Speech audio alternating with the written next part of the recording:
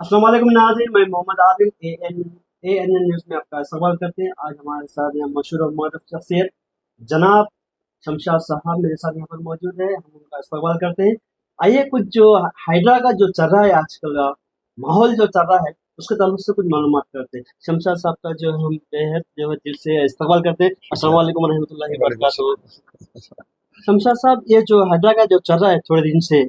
माहौल जो खराब कर चुके हैं हैदराबाद का, उसके ताल्लुक से आपका क्या कहना है? हमारे आदिल साहब, आपने जो अपने टीवी चैनल में मुझे मदऊ किया और आप मेरे पास आए, मैं आपकी दिल की गहराइयों से आपका जो है शुक्रिया अदा करता हूँ। ये हैड्रा की जो बात आपने कही है, मैं समझता हूँ कि इस वक्त का सुलगता सवाल है और वक्त की अहम ज़रूरत भी थी। तो सबसे पहले तो मैं ये बात कहना चाहूँगा आदिल साहब, चाहे हैड्रा हो या और कोई भी स्कीम शुरू हो या जो भी चीज़ जो है हुकूमत की जानिब से की जाती है, ये सबसे पहले मिस्टर रेवंत रेड्डी और हैड्रा के जो कमिश्नर हैं, होना तो ये चाहिए था कि अवाम में जो बेचैनी फैली हुई है, अवाम में जिस तरीके से जो लोग परेशान हाल हैं, कभी कोई रेवंत रेड्डी को गालियां दे रहा है, कभी एमपीज को गालियां दे रहा है, तो इन तमाम चीज़ों का जायज़ा लेने के लिए मैं ख़ास तौर से आपका ये सवाल का जवाब ये देना चाह रहा हूँ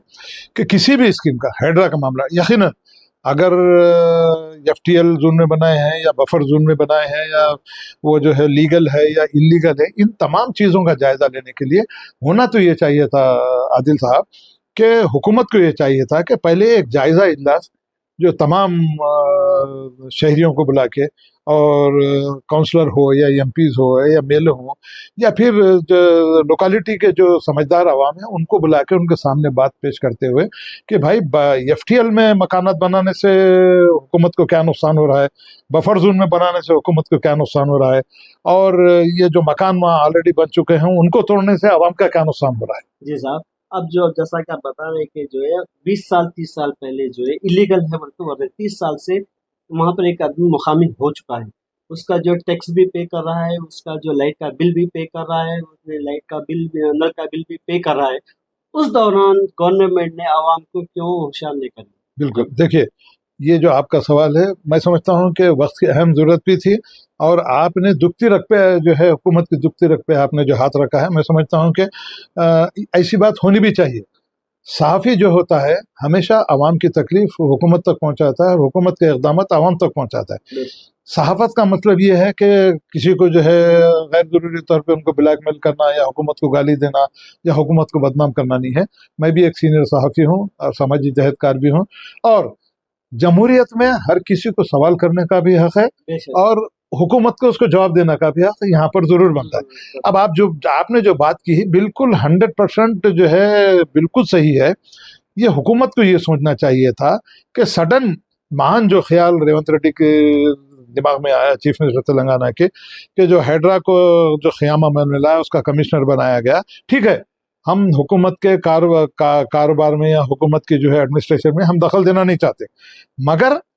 जहां सवाल अवाम का होता है, एक समाजी जहदकार होने के नाते या फिर सहाफ़ी होने के नाते या फिर आप टीवी चैनल के आप डायरेक्टर हैं, आपका भी जिम्मेदारी बनती है कि अवाम जब तकलीफ में हो तो ये इनकी तकलीफात हुकूमत तक पहुंचाने की जिम्मेदारी आपकी है। क्योंकि आप ये मत समझिए कि मैं इसका जिम्मेदार नहीं हूँ, बिल्कुल आप भी जिम्मेदार हैं, मैं भी जिम्मेदार हूँ। तो जब 20 साल पहले वहां पर कंस्ट्रक्शन हुआ, जब म्यूनिसिपल कॉर्पोरेशन था और उससे पहले जो है पंचायत समिति परमिशन देती थी मकानात बनाने का, तो जिस वक्त म्यूनिसिपल कॉर्पोरेशन ने इन गरीब आवाम को, यकीनन वो लीगल थे या इलीगल थे, वो जमीन किसने बेची किसने की वो अलग बात है, मगर ये बात हुकूमत को उस वक्त ही सोचना चाहिए था जिस वक्त म्यूनिसिपल कॉर्पोरेशन के चेयरमैन हो या पंचायत के सरपंच हो, जब तक इन्होंने मालूमात हासिल नहीं की, इन लोगों ने किस तरीके से जो है उनको परमिशन इशू किया।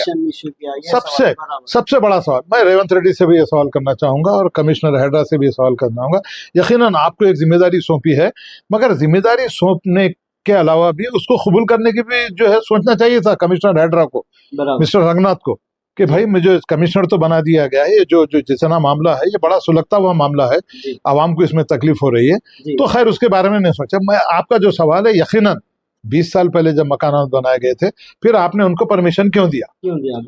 पंचायत से उनको क्यों परमिशन दिया गया? और जिस वक्त ये जमीनात बेचे जा रहे थे, और एक खास बात कहना चाहूंगा, जिस वक्त जमीनात बेचे जा रहे थे उस वक्त इनका रजिस्ट्रेशन क्यों किया गया हुकूमत की जानिब से? फिर उस वक्त आप ये नहीं सोचते बफर जोन था या FTL जोन था। यकीनन एक बात कहना चाहूंगा कि जैसे अभी हाल ही में एक रिपोर्ट आई कि बेंगलुरु में जो है पानी की सख्त तकलीफ है, ये पानी की जो है कैचमेंट एरिया में मकानात बन गए हैं, उसको रोकने के लिए यकीनन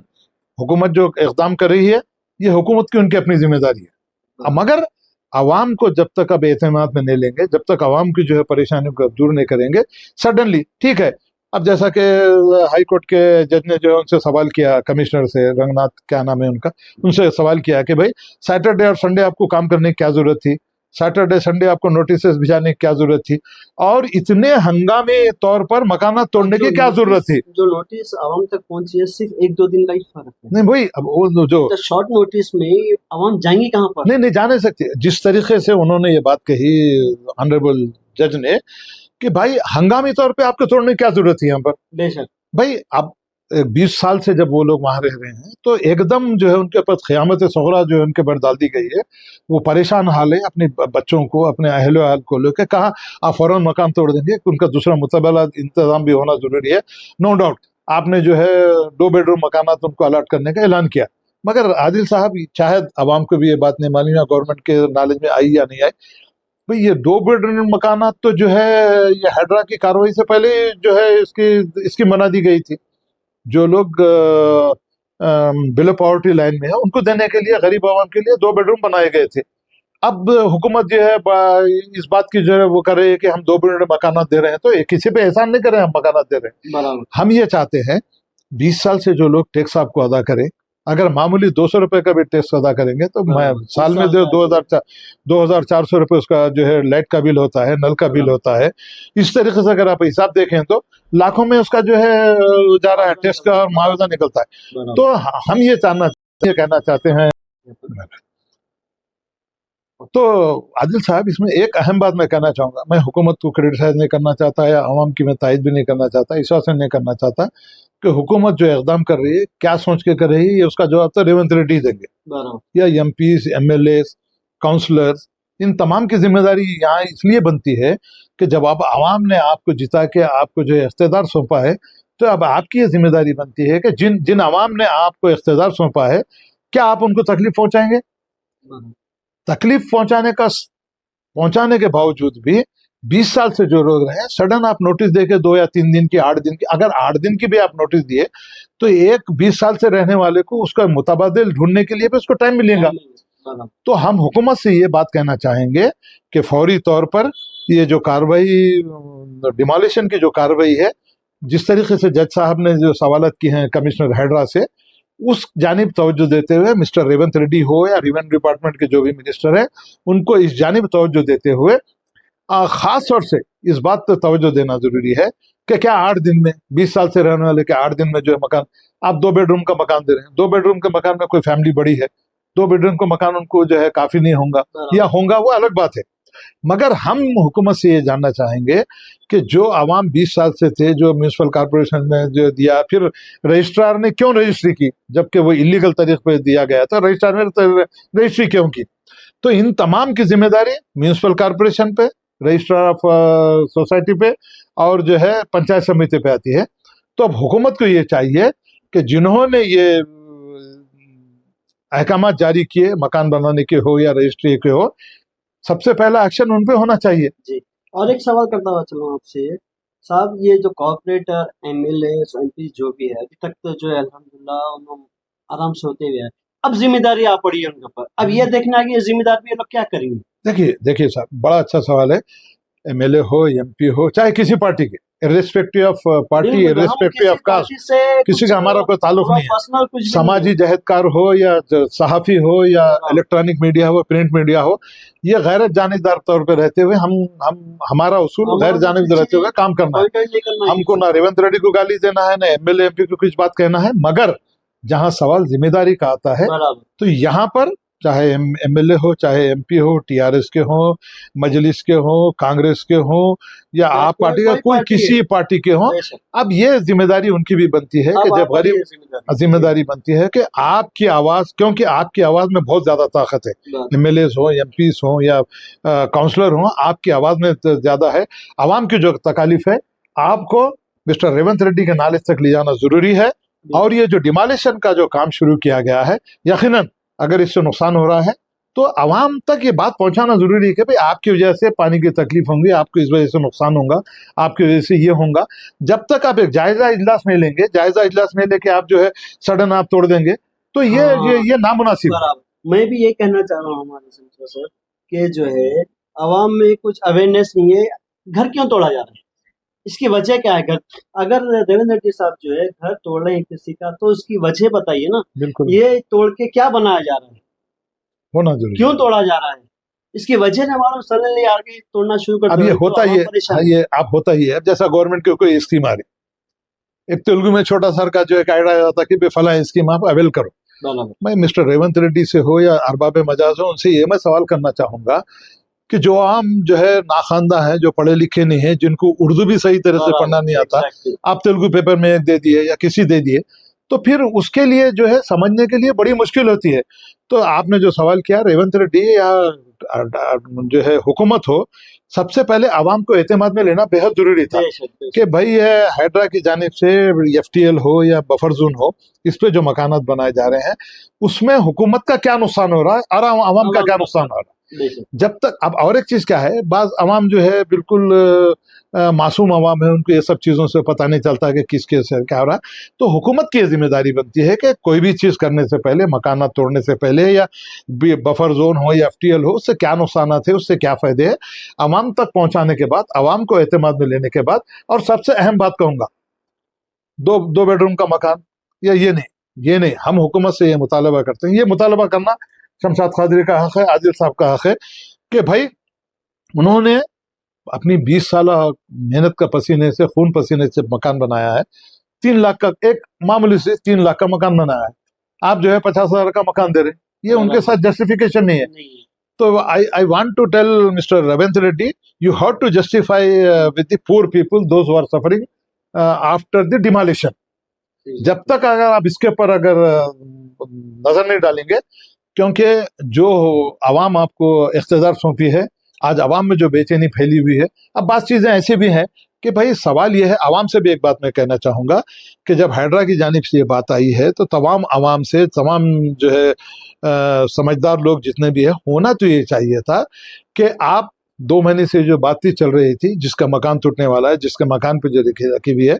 एक डिटेल मेमोरेंडम तैयार करते हुए, डिटेल मेमोरेंडम तैयार करते हुए कि साहब 20 साल से हम टैक्स अदा कर रहे हैं, 20 साल से हम इलेक्ट्रिसिटी दे रहे हैं, 20 साल से हम नल के पैसे हम अदा कर रहे हैं, और एकदम आप जो है हमारे ऊपर लाके क़यामत के तरीके जो है वो मकानात हमारे तोड़ रहे हैं। तो किस तरीके से होगा, आप हमारे साथ जस्टिफिकेशन कीजिए, और हमारा जो पैसा खर्चा हुआ है वो मुआवजा, खातिर खा मुआवजा, ऐसा भी मुआवजा नहीं, खातिर खा मुआवजा जो हमने हमारे खून पसीने की कमाई कमा के जो हमने किया है। ये मेरा अपना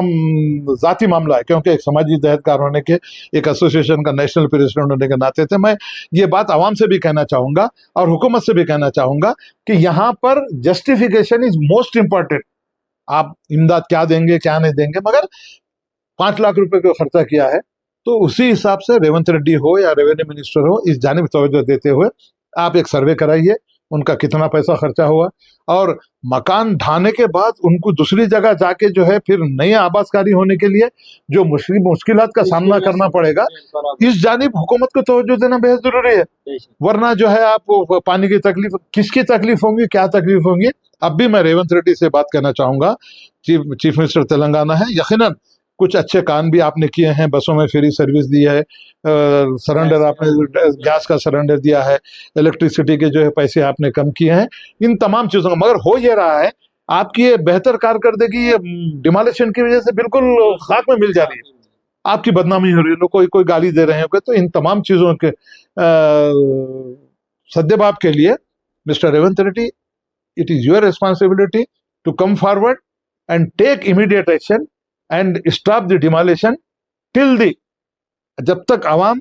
आपकी बात से मुतमईन नहीं हुए, जब तक तो रोकिए इसको। ऐसी कोई क़यामत नहीं आ जा रही है, ऐसी कोई ऐसा कौन सा तूफान आ गया, ऐसे कौन से नदी के जरिए से भाई के जो तमाम जो है अवाम को जो इसकी तकालीफ हो रही है, कि इसमें कोई जो है इसमें किसी जानी नुकसान नहीं हुआ है, तो फौरी तौर पर इसको रोकते हुए 1-2 महीने का टाइम दे दिया आवाम को। आप तमाम चीजों का जायजा लेते हुए अगर आप डिमोलिशन भी करेंगे तो जब तक आवाम की बात समझ में नहीं आएंगे, आपको आवाम को जो मुतमईन करना आपके लिए बड़ा मुश्किल हो जाएगा। एक सवाल आपसे और करता हुआ चलूं कि जो है आपसे सवाल करता हुआ चलूं कि जो है आवाम जो सड़कों पर निकली है धरने देते हुए, क्या ये सही है धरने देते हुए या पेपर वर्क करना चाहिए? जी देखिए पहले, इससे पहले के सवाल से पहले मेरा देखिए, एक बड़ी अचानक बड़ी हैरतनाक बात यह है कि केसीआर के 10 साल दौरे हुकूमत दुनिया के नुकसान हुए हमारे। जो 2 बेडरूम का मकानात अलाट करे, कोई हकीकी हकदार को उसका मकान ही नहीं मिला। अगर इसकी सही तरीके से इंक्वायरी होगी तो रेवंत रेड्डी को भी मालूम होगा, और केसीआर ने जो बदनवानियां करके जो गई है। ताकि मैं भूल ना जाऊं, अब एक सवाल ये था कि जो है 2016 में जो 2 BHK जो रूम्स दे रहे हैं 2016 में फॉर्म सबमिट करे थे, अभी वो जो अलॉटमेंट कर रहे हैं बराबर, और ये कहे कि दे रहे हैं कि जो है आपको वहां से निकाल के इस पे दे रहे हैं, जबकि ये प्रोजेक्ट था नहीं। जब नहीं, बिल्कुल अब ये बात है, तो रेवंत रेड्डी साहब इस जानिब तवज्जो दे देना रहे। हो सकता है, मैं समझता हूँ कि इमरजेंसी है, वो लोगों को कहीं बाजाबाद करने के लिए कर रहे हैं, हो सकता है उनका अपना ख्याल होगा, मगर 2016 के जो एप्लीकेशन है पहले उनको क्लियर करते हुए बाद में जानिब देना चाहिए था, या नहीं तो फिर ये डिमोलिशन का जो मामला है, एक 6 महीने रोकने से इनका कुछ हुकूमत का नुकसान होने वाला नहीं था, कोई हुकूमत का नुकसान होने वाला नहीं था। अब भी मिस्टर रेवंत रेड्डी से मैं ये बात उनसे मुतालबा करना चाहूंगा, पुरजोर मुतालबा करना चाहूंगा कि जिन आवाम ने आपको इख्तियार सौंपा है, इस उम्मीद के साथ कि केसीआर के जमाने में जो नुकसान हुए माइनॉरिटीज के, मुसलमानों के, हर चीज के, बड़े बड़े धोखे दिए केसीआर, आज जाके जो कोने में बैठे हुए। और खास बात कहना चाहूंगा, आवाम को भी ये बात सोचना चाहिए कि कल तक जो हरीश राव, कल तक जो केटीआर, कल तक जो केसीआर पुराने शहर का दौरा एक मरतबा भी नहीं करे, आज आपको ऐसी हमदर्दी हो गई पुराने शहर से, जहाँ जहाँ मकाना टूट रहे हैं, आके जो है आवाम को जो है उछाल के जो है बदअमनी फैलाने की कोशिश कर रहे हैं। मैं आवाम से, खुसूसी तौर पर गरीब आवाम से, यकीनन आपका बहुत बड़ा नुकसान हुआ है, आपको परेशान हाल जिंदगी आपको गुजारने की जरूरत, आपके पेट मार के एक एक वक्त की रोटी जो है रोकते हुए आपने मकाना तामीर किए हैं, यकीनन आपका नुकसान हुआ है। मगर मैं तमाम आवाम से, पुराने शहर की हो या नए शहर की हो, मेरी जानिब से आपसे पुरजोर अपील करना चाहता हूं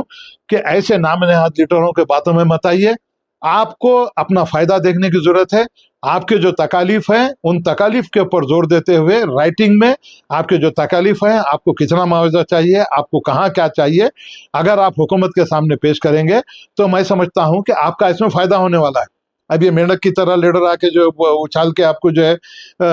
हुकूमत ऐसा करी, आपको नुकसान करी, मत जाइए। आप भी समझदारी का काम लीजिए, जज्बात में मत आइए। जज्बात में ना आते हुए इस बात का आपको सबूत देना है कि एक अच्छे शहरी होने के नाते आपका हक है हुकूमत से लड़ने का, हुकूमत से मुआवजा हासिल करने का हक है आपका। और यकीनन आपकी जो मेहनत की कमाई की जो बुलडोजर जड़ के तोड़े हैं, वो मैं समझता हूं कि फिलवक्त मुझे गलत नजर आ रहा है, क्योंकि अगर हुकूमत को तोड़ना ही था तो आवाम को जो है आपके जो है एतमाद में लेते हुए करना था। फिर एक मरतबा मिस्टर रेवंत रेड्डी से आप, आदिल साहब आप आ जाए, मेरे ख्यालात का इजहार करा, मैं अपने ख्यालात का इजहार किया हूँ। मानना या ना मानना आवाम की जिम्मेदारी है, हुकूमत की जिम्मेदारी है, मगर यहाँ सबसे बड़ी जिम्मेदारी हुकूमत की बनती है और मिस्टर मोहम्मद अली शब्बीर की बनती है। आपको जो है एडवाइजर बनाया गया है, SC ST BC और मुसलमानों को एडवाइजर बनाया गया। तो अब आपकी जिम्मेदारी बनती है कि तमाम आवाम में जाएं, उनके जो है जज्बात से आप मत खेलें, उनको जज्बात में लाते हुए उनको जो है एहतजाज पे मत आने दीजिए। आप चीफ मिनिस्टर से बात कीजिए, शाहनवाज कासिम हो या तफसीर इकबाल साहब हो या रेवेन्यू मिनिस्टर हो, आप बैठिए, एक जायजा इजलास लीजिए और जो तकालीफ डिमोलिशन की वजह से हो रही है, जो हैड्रा की वजह से हो रही है, इस जानिब अगर आप तवज्जो देंगे तो आपकी हुकूमत की भी नेकनामी होगी। वरना जिस तरीके से आज केसीआर की गलत हुक्मरानी की वजह से एक फार्म हाउस के कोने में बिठा दिया गया है, कहीं ये वक्त आप पे भी ना आए। मैं खास तौर से मिस्टर रेवंत रेड्डी से, एक नौजवान आप जो है चीफ मिनिस्टर हैं, इस जानिब फौरी तौर पर तवज्जो देते हुए इर्रेस्पेक्टिव ऑफ कास्ट, हिंदू मुस्लिम सिख ईसाई जिसका भी नुकसान हो रहा है, उसकी सही तरीके से भरपाई करेंगे तो आपकी हुकूमत की भी नेकनामी होगी और आपके आने वाले दिनों में आपकी हुकूमत अच्छी तरह से चलेगी। नाज़रीन, ये थे जनाब शमशाद साहब, सीनियर जर्नलिस्ट और सोशल एक्टिविस्ट, बहुत मशहूर मारूफ शख्सियत। उन्होंने हमें जो है बहुत कीमती वक्त दिया। हम उनका दिल की गहराइयों से हम मुबारकबाद देते हैं और शुक्रिया अदा करते हैं। अस्सलाम वालेकुम।